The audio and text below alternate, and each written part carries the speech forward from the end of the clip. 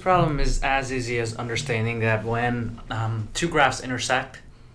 So let's say if I have, oops, that was a terrible line, but I'm not an artist. So wherever 2 points intersect, so you have a point there, and wherever they intersect, the y values, see that y value right there, and that x value will be the same, right? So the x value, whatever the x values of the line, whatever the x value of the parabola, whatever the y value of the parabola, and the y value of the line, they're going to be the same.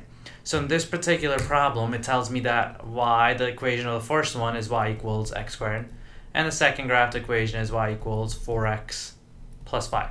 So if that's the case, wherever these lines intersect, because the question is saying where will the two functions intersect, wherever they intersect, the y value must be the same, and so must the x value. So if the y values are the same, all I'm going to do is set them equal to each other. So x squared equals 4x plus 5, and then from there I'll solve for my x. And the only way I can solve for the x over here is by factoring this out. So x squared minus 4x minus 4. All I've done so far is just brought this to the other side. So when I bring the 4x here, it becomes negative 4x. When I bring the 5 there, it becomes negative 5. And then I'll factor this out. I want to think of two numbers and multiply out to negative 5 and subtract out to negative 4. So that'll be x plus 1 and x minus 5. And that'll equal 0. So that tells me the value of x is negative 1 and the value of x is 5.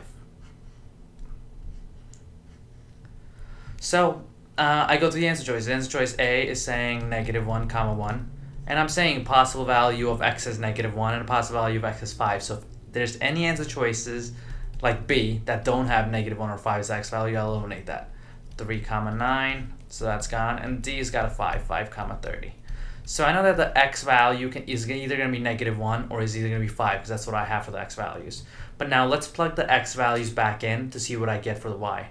So if the x value was negative 1, then my y value must be negative 1 squared is 1, which makes sense. And negative 1 times 4 is negative 4. Negative 4 plus 5 is 1. So it looks like this one works. But let's just see how this one doesn't work.